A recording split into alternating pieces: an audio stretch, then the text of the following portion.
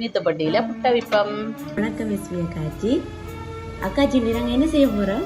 இன்றைக்கி மீன் புட்டு செய்வோம்ண்டு மீன் எடுத்துருக்கிறோம். இந்த மீன் பச்சை தண்ணி மீன் சொல்கிறது எந்த போகத்திலையும் இந்த மீன் ருசி இருக்காது.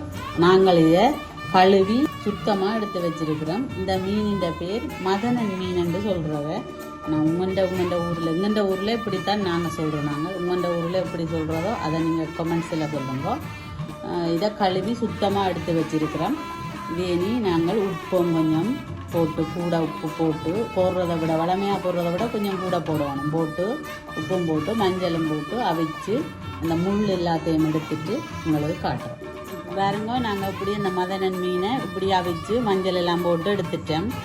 இனி நாங்கள் அதை ஒரு முள்ளும் இல்லாமல் புட்டுத்தானே அவிக்க போகிறோம். அதால் ஒரு முள்ளும் இல்லாமல் இது எல்லாத்தையும் முள் இல்லாமல் எடுத்துட்டு இந்த மீனோட சேர்த்து முருங்கை இலக்கறியும் சின்ன சின்ன இல்லாமல் அரிஞ்சு அதோடு சேர்த்து தான் முருங்கை இலக்கறியும் சின்ன வெங்காயம் பச்சை மிளகாய் எல்லாம் போட்டு தான் அவிக்க போகிறோம். அவிக்க உங்களுக்கு காட்டுறோம். மீன் புட்டுக்கு நாங்கள் இப்போ இது சின்ன வெங்காயம் பச்சை மிளகாய் போட்டு வதக்க போகிறோம்.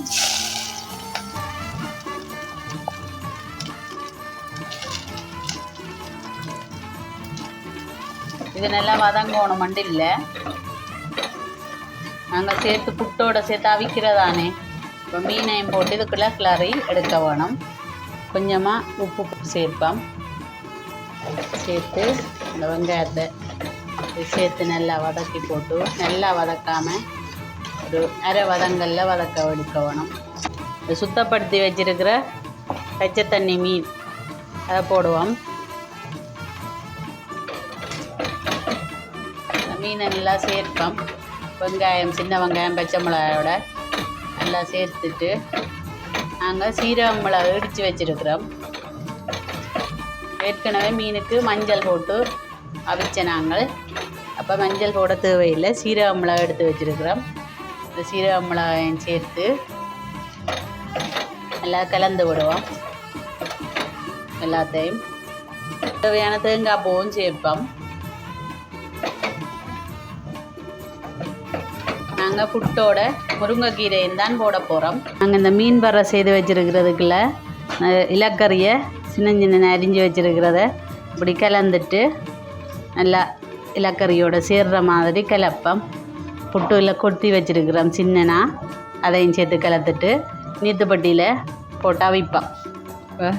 இந்த சின்னனா அரிசி மாப்புட்டு எங்கண்ட கையால் நாங்கள் செய்கிறது. நாங்கள் கடையில் எல்லாம் அரிசி மாவுன்ற இல்லை, முழுப்பச்சை வேண்டி நனைய விட்டு அதை வேற போட்டு மில்லில் திரித்து வறுத்தெடுக்கிறது. எங்கள்ட வீட்டில் இப்படி இந்த மீன் புட்டு செய்து கொடுத்தா நல்லா விரும்பி சாப்பிடுவினோம். இனி நான் உங்களுக்கு நீத்துப்பட்டியில் இதை போட்டு அவிச்சு போட்டு புட்டு காட்டுறேன். பாருங்கோ, மீன் புட்டு தயாராகிட்டுது. நாங்கள் இப்போ எல்லாம் அவிச்சு நான் முருங்கைக்கீரை போட்டேன், நீங்கள் சண்டியில் போடலாம், வெள்ளரைக்கீரை போடலாம், எந்த கீரை வேணுமென்றாலும் கீரை வகையில் எதெண்டாலும் போட்டு வைக்கலாம். இந்த கீரை புட்டுக்கு நான் முரல் மீன் குழம்பும் வச்சு இரவு சாப்பாடு சாப்பிட போகிறோம். நீங்களும் இதே மாதிரி செய்து சாப்பிடுங்க. சாப்பிட்டு எப்படி இருக்குன்னு சொல்லுங்க. மீண்டும் ஒரு காணொலியில் பார்க்கலாம்.